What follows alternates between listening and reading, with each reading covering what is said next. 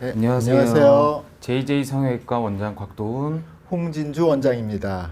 오늘은 지방 흡입에 대해서 이제 날씨가 더워지니까 지방 흡입에 대해서 이제 좀 알아보려고 그러는데요. 사실 지방 흡입보다 더 솔깃한 지방 분해 주사 또 뭐 다른 시술 이런 건 없는지 이런 것도 좀 알아보고요. 뭐 좀 그 어떤 방법이 더 적합한지 이런 거에 대해서 좀 알아보도록 하겠습니다. 우선 우리 곽 원장님 살이 왜 찌는 거죠? 물만 먹어도 이렇게 물만 먹어도 살이 찌는데 살이 찌는 원인이 뭘까요? 네. 일단 이제 먼저 말씀하신 대로 물만 먹어서는 살은 안 찝니다. 다만 정말? 네네. 무언가를 먹기 때문에 살이 찌는데요. 네, 네. 일단 기본적으로 살이 찌는 거는 유전적인 원인이랑 그리고 이제 후천적인 원인이 있는데 유전적으로 살이 잘 찌시는 분들이 계시고요. 그리고 이제 두 번째로는 몸에 이제 근력 같은 게 이제 적어지셔서 이제 기초대사량이 적으신 분들은 이제 점차 이제 살이 조금 더 잘 찌는 체질로 바뀌시는 수도 있습니다. 그 운동을 많이 해서 기초 대사량을 늘려야 한다. 네네. 네. 그러면 조금 살이 좀 덜 찔 수가 있게 되겠습니다. 어...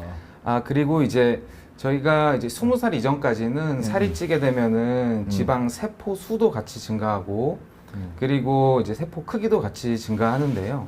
이게 지방세포죠, 이거. 네네. 이게 꼭 저기 수박같이 생겼는데 지방세포죠, 이게. 네. 이 지방세포의 한쪽에 핵이 밀려 있고, 그죠? 나머지는 세포질 안에 저렇게 지방이 숨겨져 있는 거죠. 그러니까 우리가 지방 이식, 뭐 지방 흡입, 전부 다 이게 기름을 빼는 게 아니라 이런 지방 세포를 빼거나 세포를 집어넣는 거죠. 그러니까 이런 지방 세포가 어떻다고요?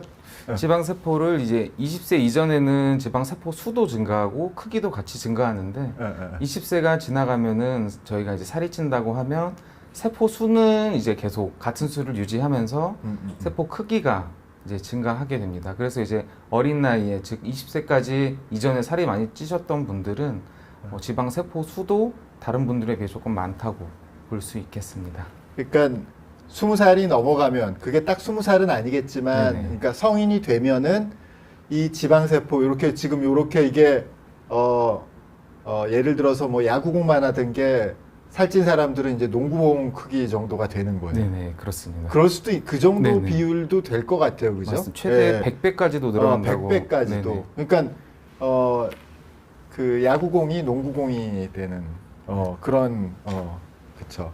그게 이제 어렸을 때는 세포의 숫자가 늘어나는 증식성 비만이 생기다가 이제 20살이 넘어가면서 그러니까 성인이 된 다음부터는 그냥 지금 이 공이 지방세포의 각각의 크기가 더 커지니까 그러니까 결국은 지방흡입하면은 잘 살이 찌지 다시 네네, 그렇죠. 재발하지 않는 있겠습니다. 아주 중요한 원리인 거죠, 네네. 그죠? 네. 그래서 그러니까 물만 먹어도 살이 안 찐다. 물만 먹어도 물만 먹으면 이제 살은 안 살을 안 찐다. 찌지만 근데 어쨌든 에너지를 저 지방 세포에서 지방의 형태로 보존하고 있는 거죠, 그죠?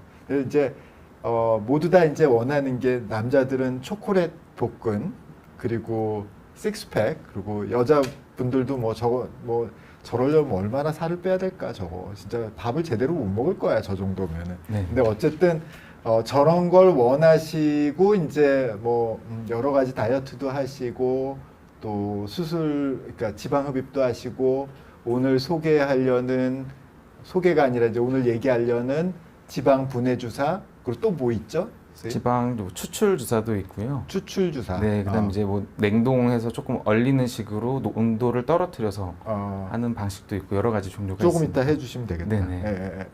그러면은 먼저 지방 흡입. 네. 계속 헷갈려요. 계속 지방 흡입, 라이포석션 어떻게 하는지.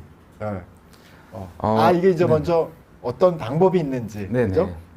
그래서 이제 이 늘어난 지방을 어떻게 제거하는지에 대해서 몇 가지 방법을 제가 설명을 조금 드리면요.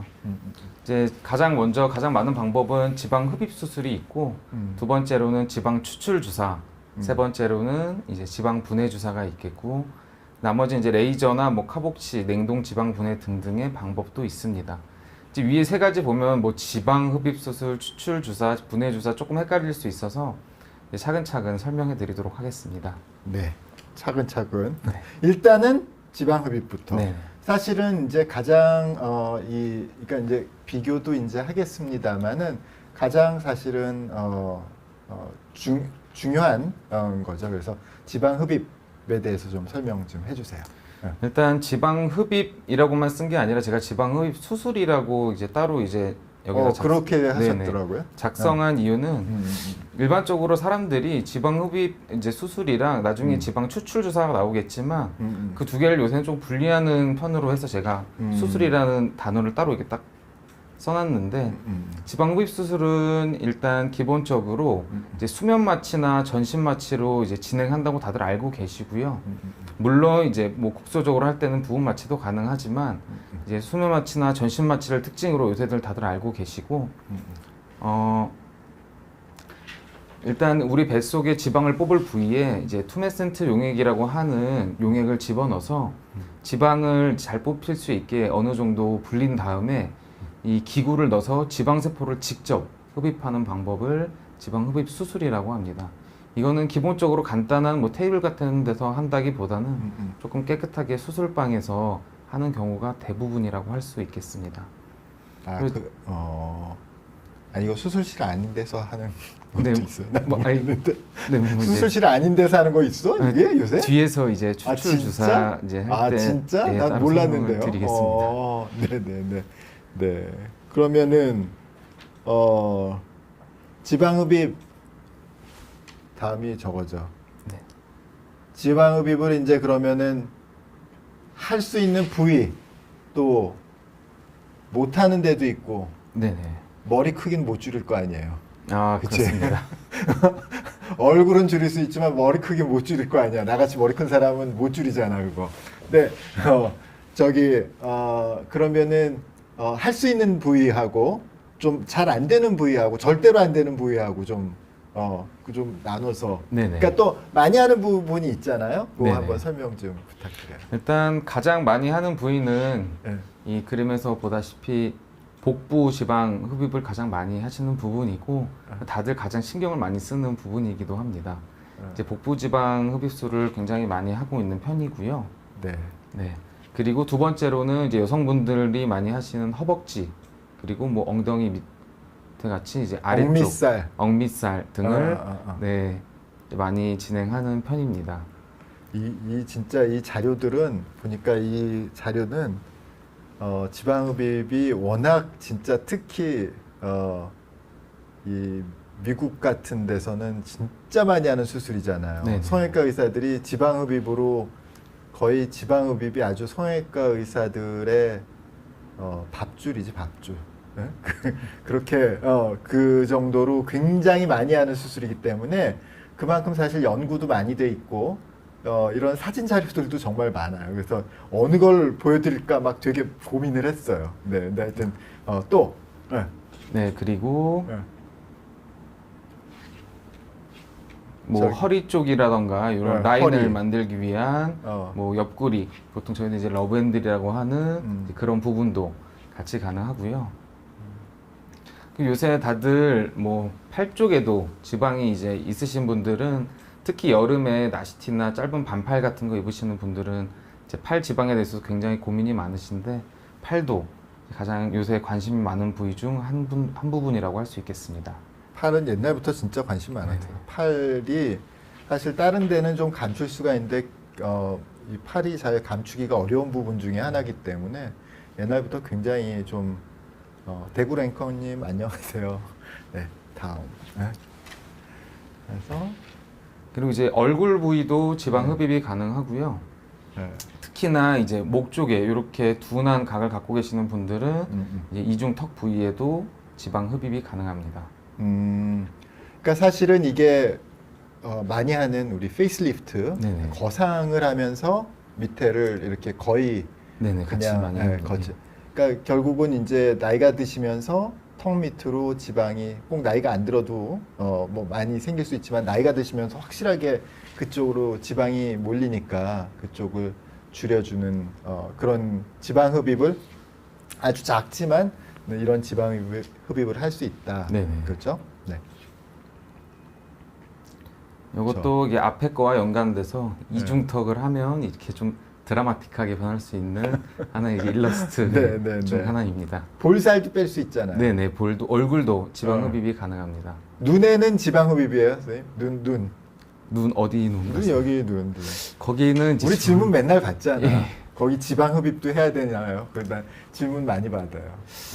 그쪽은 지방 흡입이 좀 어렵지 않나 싶습니다. 지방 흡입이 아니라 네, 지방을 빼야 빼는 되는데. 거지. 네네. 그러니까 이렇게 싹 끄집어내면은 빼지는 거죠. 예, 볼도 마찬가지로 지방 흡입될 수 있는 부분이 있지만 사실은 그 지방이 이렇게 계란 노른자처럼 딱 모여 있기 때문에 눈 위도 그렇고 이 볼에도 그렇고 계란 노른자처럼 딱 모여 있기 때문에 흡입이 아니라 그냥 우리 핀셋으로 이렇게 조그만한 창 내가지고 창으로 이렇게 들어가서 이렇게 빼죠. 네, 얼굴에도 지방 흡입을 조금 할 수 있죠. 네, 그래서 네, 그 이런 여러 군데 이제 할 수 있다는 얘기죠. 네네. 안 되는 데는 사실 지방이 많은 부위는 네. 뭐 안 된다고 명확하게 무조건 안 됩니다 하는 부분은 없지만 예, 예. 상대적으로 이제 효과가 조금 적거나 이제 만약에 심하지 않은 부위에 하게 되면 하는 것만큼의 이득보다는 이제 잃는 실이 더 많은 부분이 있는데 보통 종아리 같은 부분은 대부분이 근육으로 이루어져 있기 때문에 종아리는 정말 조심하게 할 필요가 있고 이제 발목 같은 부위도 이제 제가 이제 이 발표를 이제 작성을 하다가 외국에서는 이제 종아리랑 발목이 연결되는 거를 이제 종아리의 카프와 발목의 앵클을 합쳐서 뭐 칸클이라고 이렇게 쓰더라고요. 아. 네, 그런 표현을 써가지고 종아리랑 발목에 이어지는 부위가 심한 경우에는 발목에 지방흡입을 조금 같이 해서 두 개를 조금 경계짓는 그런 시술도 한다고 이제 공식적으로 좀 사용을 하고 있는 편이더라고요. 다만 네, 그런 부위는 조금 조심할 필요가 있다라고 말씀드릴 수 있겠습니다. 그게 하이힐 신었을 때 네네. 하이힐 신었을 때 그 우리 아킬레스 텐돈, 아킬레스건 좌우로가 네네. 이렇게 쫙 빠진 걸 예쁘다고 아, 그게 이게 하이힐 신었을 때 아킬레스 텐돈 아킬레스건 양쪽으로 이렇게 쫙 빠지는데 거기 해달라는 사람이 나는 있었어 옛날에. 네. 그 했어요. 아, 근데 효과 별로 없지. 그렇습니다. 근데 했어. 근데 효과 별로 없더라고요. 아쉽게 아주 그 다음부터는 뭐 그렇게 권하지 않는데 아마 외국에서는 진짜 그 아주 심한 슈퍼 비만인 분들이 많이 우리나라보다 훨씬 더 많아서 그런 경우가 많이 있는 것 같다는 생각이 좀 들어요. 네, 네. 그리고 그래서 선생님 아까도 저기 몇 cc 뽑아요 이런 질문 많이 받는다고. 네, 그렇습니다. 네. 그래서 그리고 이제 대부분이 몇 cc 정도를 뽑는 것이 좋나요? 뭐, 저는 이제 키가 몇에 몸무게가 몇 킬로그램인데, 뭐, 배에 이제 지방흡입을 계획 중에 있습니다. 몇 cc를 뽑아야 되나요? 이런 질문들이 많으셔가지고, 이거에 대해서 간략하게 설명을 좀 드리도록 하겠습니다. 일단 이제 수술방에서 이제 지방을 뽑게 되면은 처음에는 지방이랑 이제 다른 이 용액 같은 게 저희가 수술하기 전에 넣는 투메센트 용액이나 그 아닌 조직액이나 아니면 소량의 이제 피 같은 게 섞여서 전부 하나의 지방처럼 보입니다.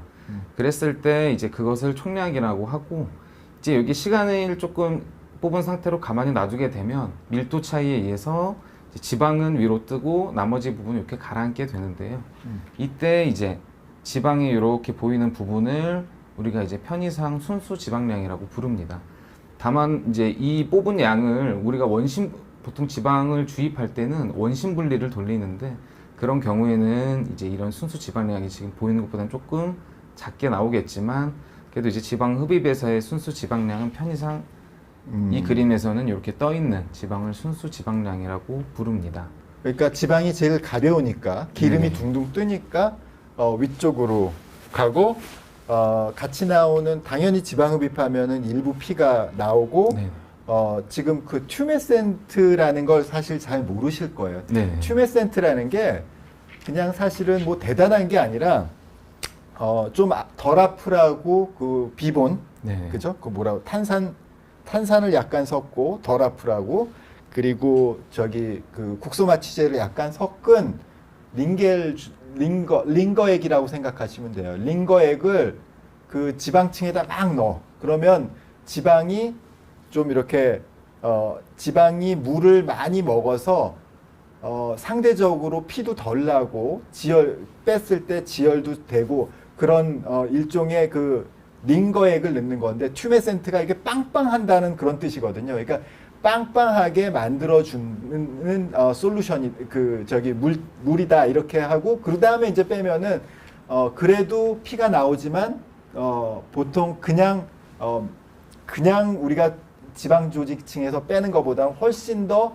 피가 덜 나오고 또 손상도 적고 그렇게 된다는 게 이제 우리가 그 넣는 원리고 그러니까 그 밑에 지금 요 밑에 가서 이렇게 피도 아닌 것이 약간 뭐 저기 도마도 주스 같은 게 지금 위에는 지금 오렌지 주스가 있고 밑에는 도마도 주스가 있잖아요. 그래서 그 위에는 저기 지방층이고 밑에 약간 그 토마토 주스 같은 거는 약간의 피가 섞인 솔루션이라고 생각하면 되죠. 저만큼 피가 나오는 게 아니라 그 중에서 일부가 피가 나오고 사실은 우리가 저기 지방흡입할 때 시작하기 전에 튜메센트 빵빵하게 만들어준 링거액 같은 그 식염수를 넣는다고 생각하시면 되겠습니다. 네. 네, 그래서 이게 이제 총량과 순수 지방량의 이제 기본적인 내용이고요. 그리고 이제 어떤 분들은 뭐 순수 지방량을 못 듣고 나는 토탈 뭐 2000cc를 뽑았는데 그러면 순수 지방량은 얼마나 되나요? 라고 이제 여쭤보시는 분들 간혹 계시더라고요. 근데 이제 그 비율은 정확하게 우리가 뭐 2000cc를 뽑으면 뭐 절반은 순수 지방량이다. 이런 건 당연히 없고요. 지방이 많으신 분들은 뽑을 때 지방이 더 잘 나오기 때문에 순수 지방량의 비율이 더 크기도 하고 처음 뽑을 때는 또 지방이 잘 나오니까 비율이 높았다가 나중에 뽑을 때는 조금 비율이 적어지기도 합니다. 재수술? 뭐 재수술은 아니고 뽑는 중에도 처음이랑 이제 끝날 처음과 부분. 나중에. 네네. 그것도 비율이 다르기 때문에 일단 이거를 총량과 순수 지방량의 개념이라고 보시면 되겠습니다. 그러니까 어쨌든 뽑는 것이 전부 다 지방은 아니지만 나머지랑 같이 빼는 거다. 예, 그 네, 들어가. 네, 그렇습니다. 알겠습니다. 네. 그리고 이제 이 사진은 우리가 이제 핀치 테스트라고 하는데요. 이 피부를 한번 이렇게 잡아보는 겁니다. 손으로 이렇게 잡아서 지방의 두께를 저희들이 확인할 수 있는 그런 방법인데 이렇게 하면 뭐 뺄 거 없잖아요. 이 사람은 뺄게 많지 사람 뺄 않습니다. 네, 그래서 이렇게 잡아서 저희가 이제 확인을 하게 되는데 네네네. 수술 전에도 얼마나 있는지 네. 확인을 하고 네네. 수술 중에도 얼마나 빠지고 있는지 확인을 하고 네. 수술 끝나고도 전반적으로 다 고르게 음. 이 어느 정도의 두께가 저희가 원하는 두께가 됐는지를 중간중간에 계속 확인하면서 이렇게 지방을 잡아보게 됩니다. 그러니까 저 지방이 저 잡힌 두께의 절반이 지방층인 거죠, 그죠? 네, 거의 그 그러니까 정도 지방 되겠습니다. 저게 이제 한 겹을 잡은 거니까 이렇게 한 겹을 이렇게 잡은 거니까 그 절반이 잡은 폭의 절반이 이제 지방층이라고 하면 되고요. 이제 저게 그 지방층이 늘 크면 클수록 빼야 될 게 더 많고 네네. 적으면은 저렇게 적으면은 빼줄 게 별로 네, 없는 맞지 거죠. 네네네. 그래서 이제 네. 어떤 분들은 배가 이렇게 빵빵하게 튀어나왔는데 네. 막상 잡으면은 이 네. 두께가 많이 안 나오시는 분들이 있으시거든요. 특히 남성분들에서 그런 경우가 좀 많은데 그게 바로 내장 지방. 네, 그렇습니다. 이제 그 지방이 이제 피 하에 있는 게 아니고 배 안쪽에 내장 쪽에 붙어 있는 거라서 배는 빵빵한데 이렇게 저희가 잡았을 때는 피하 지방 자체는 많지 않으신 분들이라서 이런 경우에는 지방 흡입을 하면 배 빵빵한 거에 비해서 상대적으로 좀 지방이 조금 적게 나오는 경우도 있겠습니다.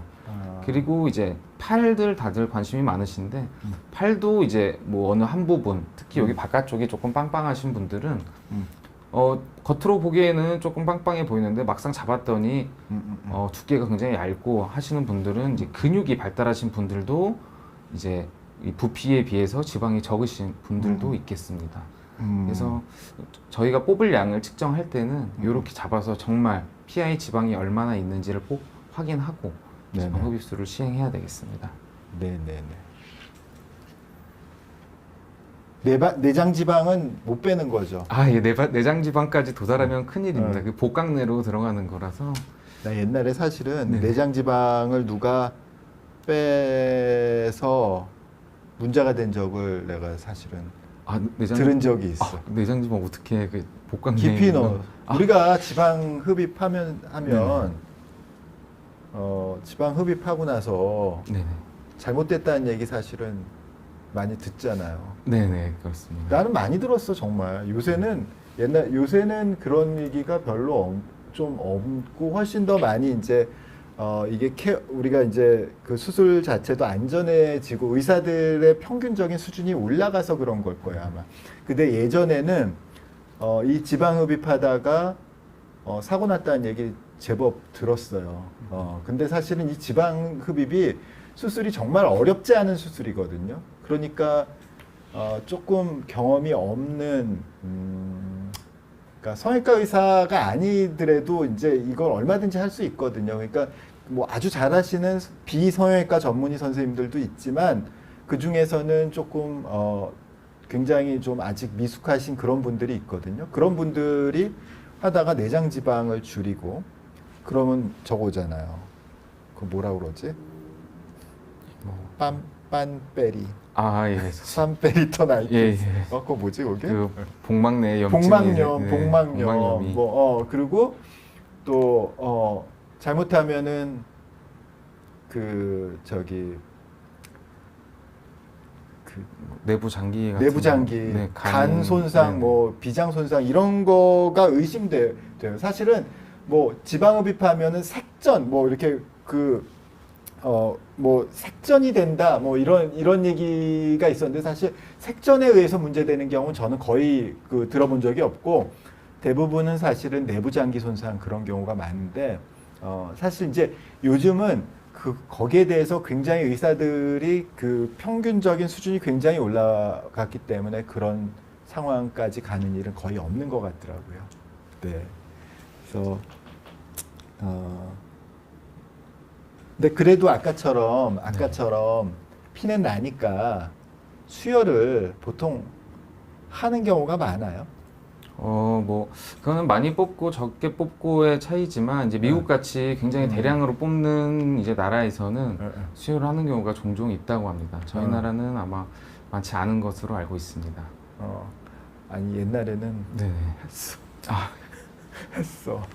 옛날에 훨씬이니까 진짜 한 10,000cc. 아, 그러니까 물론 지방만 10,000cc는 아니죠. 네네. 10,000cc 뽑아. 그러고 나서 환자가 픽픽 쓰러져. 그럼 수혈해. 막 그렇게 했어요. 근데 이제 요즘 들어서는 그러면은 그냥 그걸 나눠서 하고 뭐 그렇게 하고 그러는데 사실 지방 흡입이라는 게 그 단일한 수술이 이렇게 그러니까 굉장히 같은 그 프로시저 같은 동작들이 계속 반복되는 네네, 거니까 그렇습니다. 그냥 간단히 끝날 수도 있고 아주 정말 길게 걸릴 수도 있고 그러니까 사실 어느 때보다 사실 이게 그 좀 외과 의사들이 좀 지겹다고 해야 되나 뭐 그런 약간 지루한 수술 중에 하나거든요. 예, 그러니까 그러다 보니까 조금 그 주의력이 좀 흐트러지고 그런 수가 있는 게 정말 사실은 이제 주의해야 되고 그런데 이제 기본적으로는 이제 예전보다 훨씬 더 안전한 수술이 된 것은 사실이고 그 이유 중에 하나는 이제 이렇게 10,000cc 이렇게 많이 안 뽑고 수혈도 이제 안 할 정도로 하게 되니까 그런 것 같더라고요.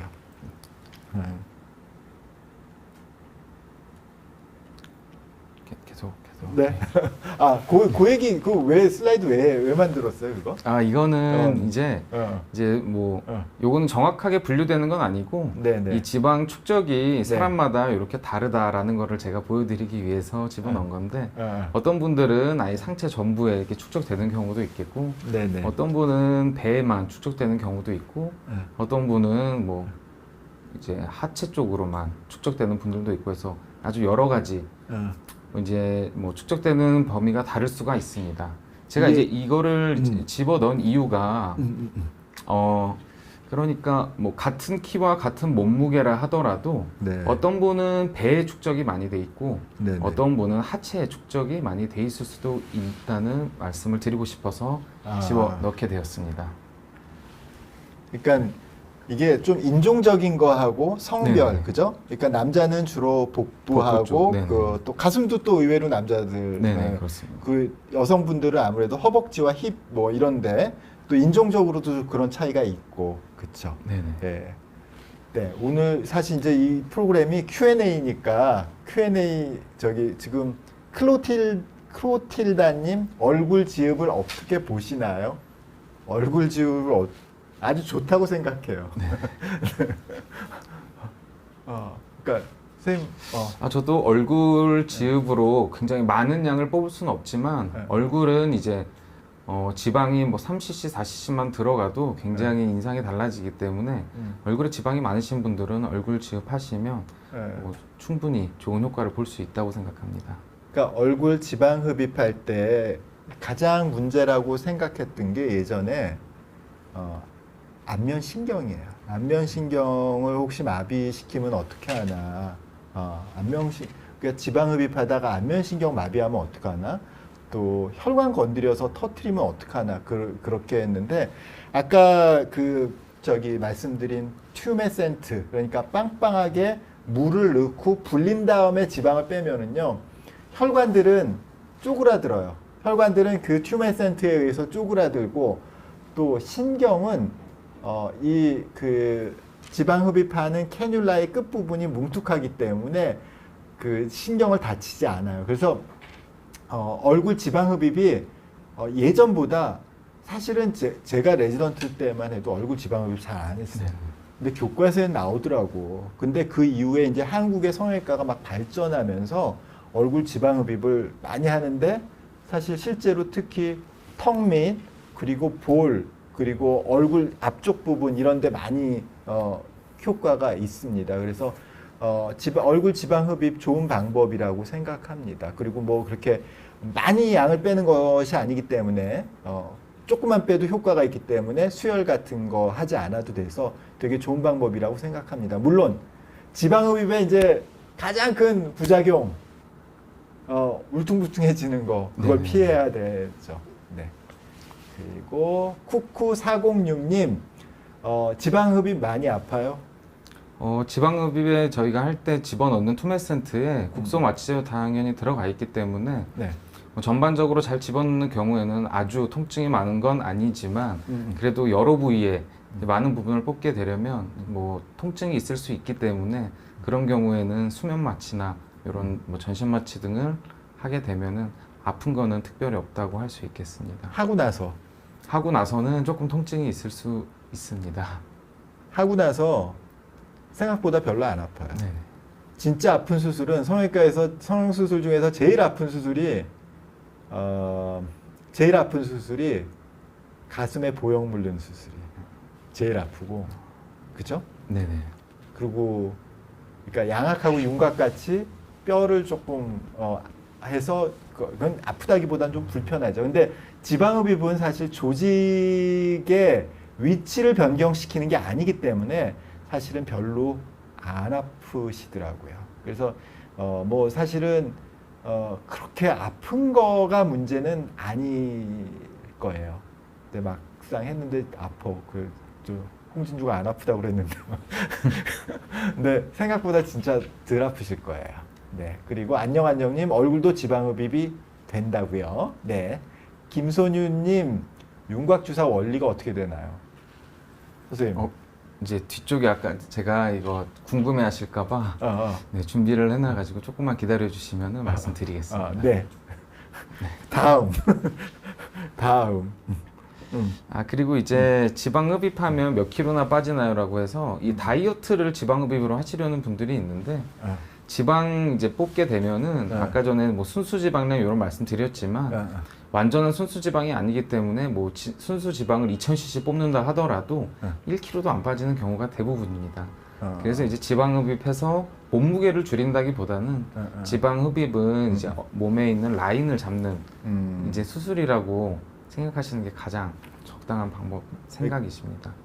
그러니까 그렇죠.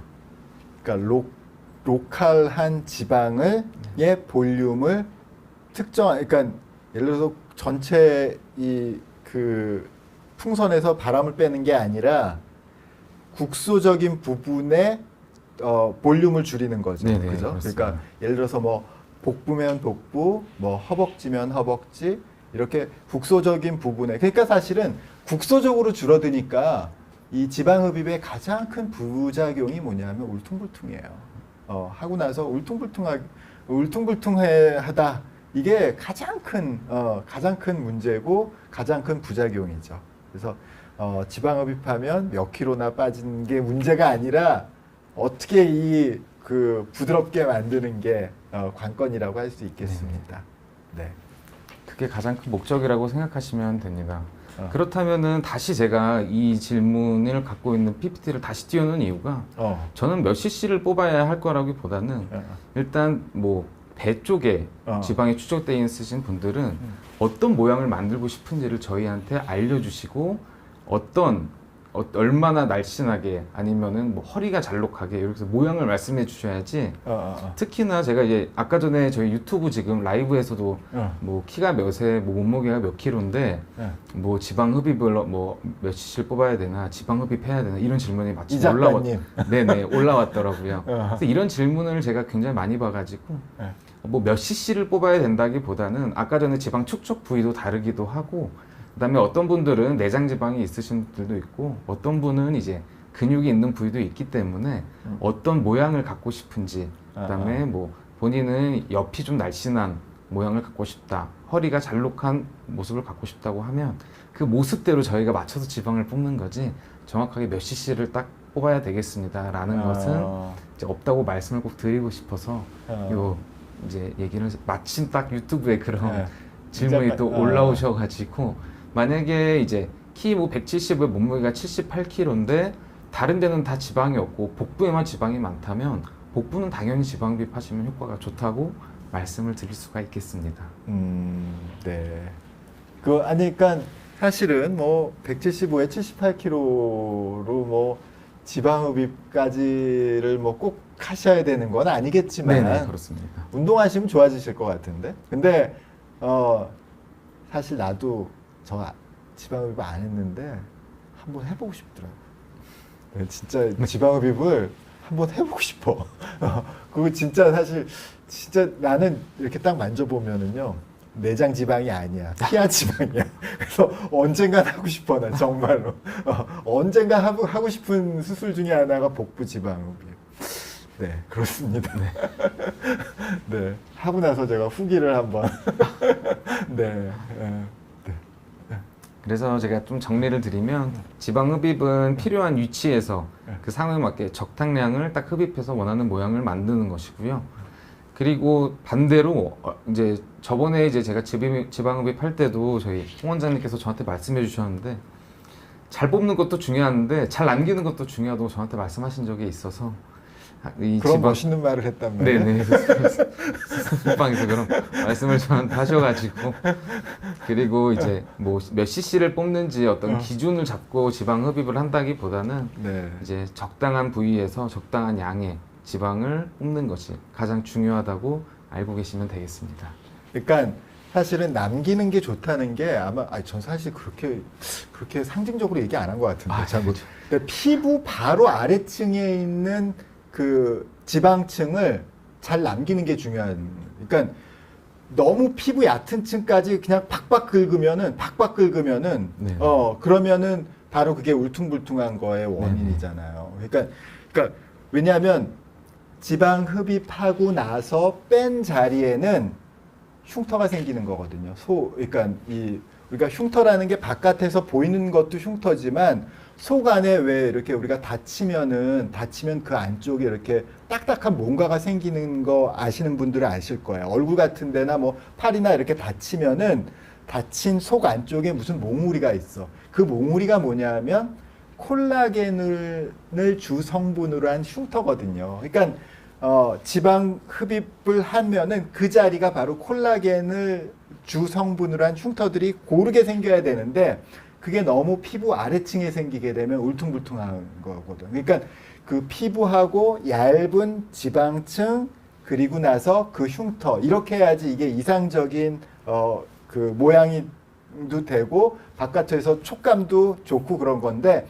그 흉터가 바로 얇은 피부 바로 아래 생기면은 곤란하다는 거죠. 그래서 남기는 게 바로 피부 아래층에 있는 걸 남기는 게 굉장히 중요한데 그거를 실패해서 울퉁불퉁하고 이제 욕 직사게 먹고 막 그러는 거죠. 그게.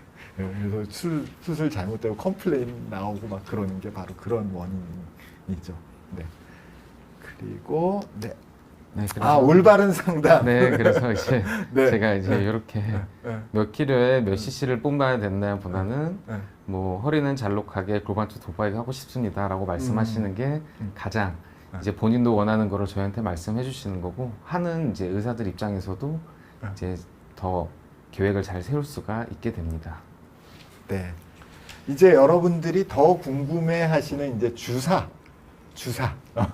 근데 이제 주사가 네. 어떤 것이죠? 이제 지방흡입은 사실은 네. 이렇게 말씀드려도 무서워서 못해요. 무서워서. 그죠? 지방흡입하다가 네네. 어떻게 됐다는 사람들도 있고 그러니까 무서워서 못하는데 주사가 이제 저기 지금 지영 김님 원장님 지방 분해 주사 정말 효과 있나요? 네. 설명 좀 주세요. 지방 분해 주사 효과가 있으니까 만든다고 생각하는데요. 뭐 그거의 내용은 이제 지방 추출사 바로 다음 뒤에 나오는 내용이라서 조금 더 그때 자세하게 설명을 한번 드리겠습니다. 이거 하고 이제 네.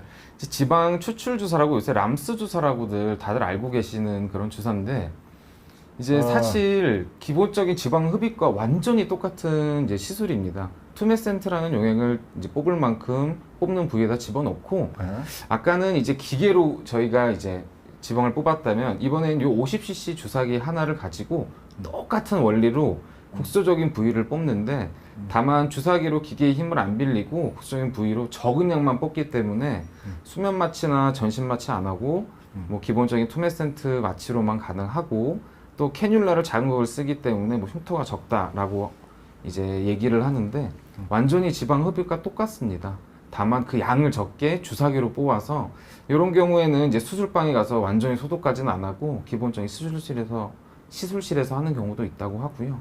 이게 그 눈사람 나오는 광고 예, 거기서 하는 람스 네 주사 눈사람 나오는 그 병원 광고 그거죠? 예, 뭐 그렇다고 할 수가 있습니다. 그리고 뭐 가격도 요 바틀 하나당 얼마로 이렇게 받는다고 알고 있습니다. 다만 이 원리 자체는 지방 흡입과 똑같다라고 보시면 되고 지방 흡입은 좀 양을 많이 뽑는다면 요거는 주사기로 정말 국수적인 부분만 부담 없이 뽑는 거라서 작은 지방 흡입이라고 생각하시면 됩니다.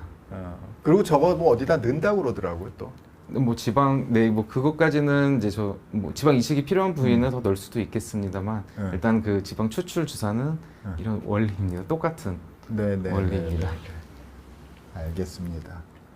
그리고 이제 지방 분해 주사. 다들 이제 지방 분해 주사가 굉장히 관심이 많으실 거예요. 왜냐면 일단 부담이 너무 없고 이제 주사를 넣어서 지방을 녹인다고 하니까 이 지방 분해 주사 굉장히 관심이 많으신데 일단 지방 분해 주사의 성분을 제가 먼저 이제 물음표를 쳤는데 대부분의 저희들이 맞는 주사는 뭐 인슐린 주사면 인슐린이라는 성분을 쓰는 주사 아니면은 뭐 다른 주사들도 다 저희가 기본적인 성분을 다 알고 있는데 이 지방 분해 주사라고 이제 대부분이 말하는 이 주사들은 각 병원마다 이름이 많이 다릅니다. 뭐 여러 가지 주사의 이름으로 쓰고 있고 그 안에 성분들도 뭐 성분이나 농도 등도 다 그 병원에서의 이 포뮬라 어떤 만드는 농도나 본인들의 방식으로 만들기 때문에 정확하게 이거는 이 성분입니다라고 말씀드릴 건 없지만 뭐 지방을 분해하는 뭐 여러 가지 성분을 갖고 있는 뭐 예를 들면 아미노필린이나 카페인 뭐 요새는 옛날에는 이제 PPC라는 게 없어졌는데 요새는 또 GPC라고 또 비슷한 성분을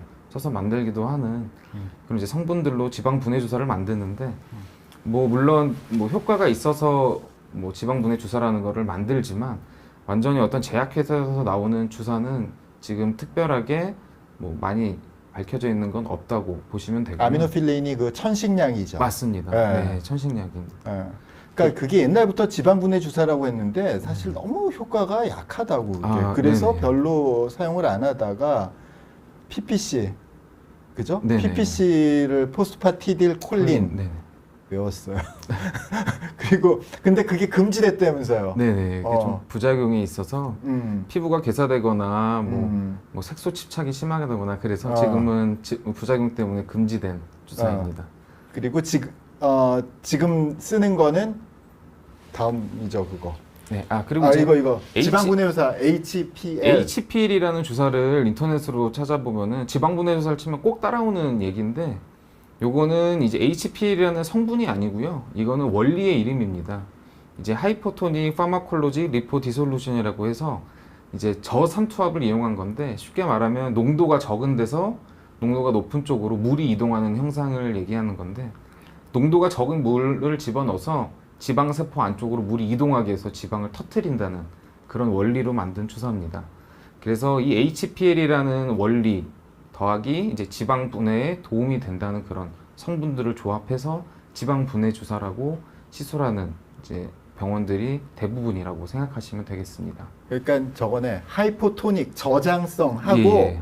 파마콜로직 그러니까 약물. 또 약을 이것저것 집어 넣어서 네네. 라이폴라이시스 지방을 분해한다 이거 그러니까 나는 파마콜로지가 하이포토닉을 주는 줄 알았더니 그게 아닙니다. 아니네. 그러니까 네네. 하이포토닉은 그건 하이포토닉은 어떤 식으로 해요? 그냥 예, 그냥 저희가 식염수 적 예, 그러니까 맞습니다. 0.4% 맞습니다. 식염수 그걸로. 넣고 0.9%가 아니라 네네. 거기서 뻥 터트리고 또 뭐 이것저것 약 쓰고 그럼 이 효과가 있을까 과연? 나는 사실 이게 좀 잘 모르겠는데. 저도 효과가 이제 있을까? 대부분의 이제 뭐 의사들은 특히나 지방흡입을 하시는 이제 의사분들은 이제 한 번에 이제 효과가 없고 여러 번 또 주사를 맞고 효과도 늦게 나타나다 보니까 이제 효과가 없으시다는 분들도 있으시고 또 시술을 많이 하신 분들은 또 효과가 어느 정도 있다라고 말씀하시는 분들도 있기 때문에 효과가 없지는 않겠죠. 네네, 그러나 이제 그렇습니다. 우리가 지방을 줄이는 방법은 여러 가지가 있기 때문에 여러 가지 지방을 줄이는 방법 중에 가장 쉬운 방법은 굶는 거죠. 굶으면 되니까 굶는 거에 비해서 얼마나 이게 쉽게 안 굶고 줄이느냐가 문제지. 그게 그쵸? 네네. 네. 그래서 이 그래서 이제 진짜 사실 이제 비싼 지방 분해 주사가 나온 게 바로 벨카이라라는 건데 네. 제가 이거 2년 전에 맞아봤어. 맞아보셨어요? 나 맞았어요. 네. 턱 밑에 맞았어. 네. 근데 이게 문제가 있는데 턱 밑에만 하라고 돼 있잖아요. 네네. 턱 밑에다가 맞았는데 효과가 있는지 없는지 솔직히 잘 모르겠어. 근데 문제는 이게 주사를 맞으니까 여기가 부어서 밑으로 이렇게 내려온다고 이렇게. 붓기 턱 밑으로. 때문에. 네네. 그리고 2주 있어야 돼. 네네. 근데 지방흡입은 바로 효과가 있잖아. 지방흡입 바로 효과 있잖아. 이거 한 4일 정도 이렇게 압박한 다음에 이렇게 딱 떼면은 네네. 그러면 그러니까 벨카이라라는 거 자체가 회복 기간이 이거는 말이 안 돼. 왜냐하면 예를 들어서 뱀은 모르겠다. 뱀은 복부면은 그냥 가리고 다녀도 괜찮은데 턱 밑에다가 이렇게 벨카이를 맞잖아요. 턱 밑에 이중턱 넣으라고 돼 있는 거잖아요. 네, 맞습니다. 턱 밑에다가 이렇게 넣으면은 이게 이렇게 쭉 내려와. 그리고 2주 이상 있어야 되니까 그게 너무 좀 이게 아닌 거지. 그래서 사실은 이게요. 한 2, 3년 전에 벨카이라, 카이웰라 미국서 아주 그냥 이 마케팅 네네. 난리가 났어. 한국에도 들어왔고. 근데 지금 별 얘기 없어요. 그게 내가 보기에는 이게 바로 턱 밑에 라이포석션 지방흡입이 훨씬 더 그냥 낫기 때문이지 않았나. 이게 사실 이제 성분이 이게 콜릭 애시드, 디옥시콜릭 애시드, 네네, 그죠? 맞습니다. 디옥시콜린. 그러니까 이게 담즙이 우리 장에서 지방을 분해하는 효소잖아요. 그러니까 벨카이 그 성분을 여기다 넣으면은 지방이 분해되지 않을까. 뭐 이런 그런 것로 했는데 실제로 된다 이거죠. 그래서 뭐 FDA 공인도 받고 뭐 아주 비싸요. 이게 약도 비싸고. 근데 바로 내가 보기에는 진짜 내가 맞아보고 나서 굉장히 좀 실망하고 회복 기간이 너무 긴 그런 문제를 가지고 있지 않나 그런 생각이 들더라고요. 그래서 오늘 사실 이제 꼭 우리가 말씀드리는 거 있잖아요. 부작용. 부작용 설명 좀 해드리세요. 그래서 이제 지방흡입하고 나서의 이제 부작용에 대해서 설명을 드리면 일단 가장 기본적으로 하고 나서 멍이랑 붓기가 이제 생깁니다. 근데 이제 이런 거는 사실 부작용이라기보다는 하고 나면은 무조건 생긴다고 보시면 되고 이거는 당연히 거쳐가야 될 하나의 경과 과정이라고 보시면 되거든요. 이제 멍 붓기는 이제 보통 2, 3주면은 이제 뭐 가라앉는다고 돼 있고 이제 아무리 길면은 한 달 정도까지 간다고 보시면 되고 요거는 정상적인 반응입니다. 그리고 이제 좀 4살 같지 않은 감각 이상도 이제 시술하고 나서 올 수 있는 당연한 경과 과정이라고 보시면 되고 아까 전에 이제 원장님이 말씀하셨다시피 밑에 이 지방흡입을 하고 나면은 얘네들이 다시 이제 낫는 과정 중에서 조금 딱딱함이 발생하는데요. 요거를 이제 바이오본드라고 지방흡입하고 나서 생기는 딱딱함을 바이오본드라고 지칭하는데 요것도 처음에는 좀 딱딱해지다가 시간이 지나면은 다시 물렁물렁해지는 어느 정도의 경과 과정을 볼 수가 있습니다. 그리고 이제 그 밑에서부터는 정말로 이제 부작용이라고 저희가 말씀드릴 수 있는 내용인데 일단 가장 많고 별거 아닌 것 같지만 가장 문제가 되는 게 또 울퉁불퉁함이거든요. 1등이에요, 그게. 네네. 그게 제일 문제야. 그래서 요거는 네. 이제 지방을 너무 얕게 뽑고 또 이제 고르게 뽑지 않으면 생기는 이제 증상인데 처음에는 아까 전처럼 용액도 넣고 붓기 때문에 좀 울퉁불퉁할 수 있는데요. 붓기가 빠지고 이제 좀 고르게 될 시기인데도 불구하고 울퉁불퉁하면 주변을 다시 좀 정리할 수 있도록 다시 한번 지방흡입을 부분적으로 한다던가 너무 움푹 파진 데는 다시 또 지방을 넣어야 되는 그런 불상사가 발생할 수도 있겠습니다. 수술을 다시 해야 된단 말이에요. 예, 너무 심한 경우에는 그 진짜 참 말씀드리기 어려운 문제니까 네, 그렇습니다. 처음에 잘해야 되죠. 그리고 이제 혈종이나 장액종인데 요거는 이제 뭐 지방흡입하면서 어떤 큰 혈관 같은 걸 건드는 경우는 거의 없지만 간혹 가다가 좀 미숙함으로 인해서 근육을 건든다거나 또 예상치 못한 좀 뭐 출혈성 경향이 있으신 분들에서 피나 아니면 장액 같은 게 고일 수가 있는데 이런 경우도 특별하게 아주 많이 나지 않거나 그리고 그 이후 압박복을 잘 착용하시면 어느 정도 안정이 되고 그 이후에도 조금 남아있는 경우에는 흡수가 돼서 특별히 문제가 없는 경우가 대부분입니다. 네. 그리고 이제 감염 부분은 특별하게 뭐 감염이 생기는 경우 많지 않지만 감염이 이제 부분적으로 생겼을 때는 항생제 치료가 조금 필요할 수도 있겠습니다. 감염, 혈종, 장액종 제 경험으로는 거의 문제되는 네네. 경우가 없습니다. 근데 그리고 또 그 밑에 그리고 이제 지방색전증이라 그래서 요거를 좀 막 무섭게 이제 뭐 얘기하거나 뭐 그런 부작용을 말을 이제 얘기하는 걸 많이 볼 수가 있는데 지방색전증은 사실 거의 안 나타나는 증상이라고 보셔도 걱정 안 하셔도 돼요. 걱정 안 하셔도 되는 울퉁불퉁이 제일 문제예요. 네, 울퉁불퉁이. 문제가 그러니까 되지 지금 않을까 저 싶습니다. 형찬우님이 전신 다 했는데 유착이 제일 무섭다. 유착이 바로 그게 울퉁불퉁이라는 거예요. 그러니까 유착이라는 게 피부하고 그 밑에가 원래 지방이 조금 있어줘야 되는데 없고 그냥 피부하고 그 밑에 있는 근육의 근막 같은 게 붙었다는 뜻이죠. 그게 바로 유착이니까 그러니까 그게 울퉁불퉁이에요. 형찬우님 그 지금 올린 게 그게. 네, 그래서 하여튼 이 울퉁불퉁이 제일 문제고 그걸 얼마나 고르게 하느냐가 중요하고 정성스럽게 오랜 시간 동안 하는 게 중요하다고 볼 수 있습니다. 셀룰라이트. 셀룰라이트는 사실은 이런 게 셀룰라이트인데 아니, 사실 이분은요 지금 이게 셀룰라이트가 문제가 아니라 이 허벅지의 볼륨이 문제죠. 그러니까 사실은 지방흡입해서 이 경우에는 쭉 빼는 게 중요하고 사실은 이런 셀룰라이트가 생기시는 분들은 사실은 셀룰라이트가 문제라고 그래서 뭐 셀룰라이트 없애는 화장품 뭐 이런 것들이 있는데 사실은 그게 문제가 아니고 그냥 볼륨을 줄이면 되지 않나 그런 생각이 들어요. 내가 근데 사실 오늘 말씀드리고 싶은 게 하나 있어요. 이게 뭐냐면 내가 아까 오늘 아침에 신문을 보다가 성형수술 수천 번 해서 본드걸을 아주 예쁜 이 스톡홀름 출신이에요. 스웨덴 출신의 여배우가 이게 수술을 해서 자기 너무 이제 지금 78세인데 수술한 거 너무 후회한다. 그런 뉴스가 났어요. 네, 그래서 이걸 꼭 오늘 말씀드리고 싶었어. 수천 번 했다 그래. 수천 번이 뭐냐면 주사 맞은 거예요. 주사 맞은 거. 그러니까 주사 맞은. 근데 주사 중에서도 무슨 주사냐면 보톡스 이런 건 부작용 안 나요.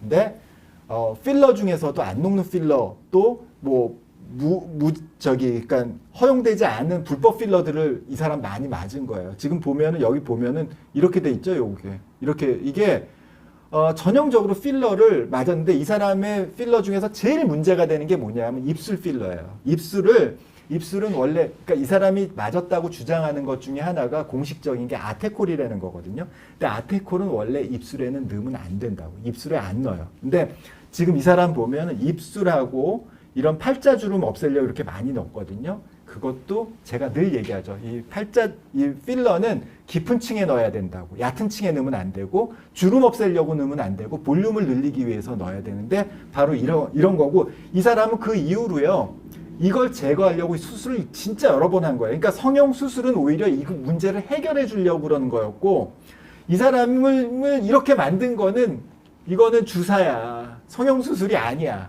오늘 이 말씀 꼭 드리고 싶었어요.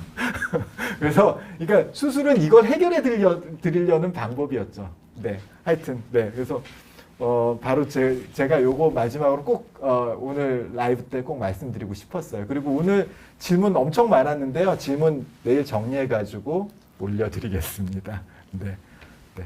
오늘은 준비 많이 하셨는데, 마지막에 제가 시간 요거 잡아먹었죠. 근데, 네, 요 부분 꼭 말씀드리고 싶었어요. 네, 감사합니다. 네, 다음에 또 뵙겠습니다. 네.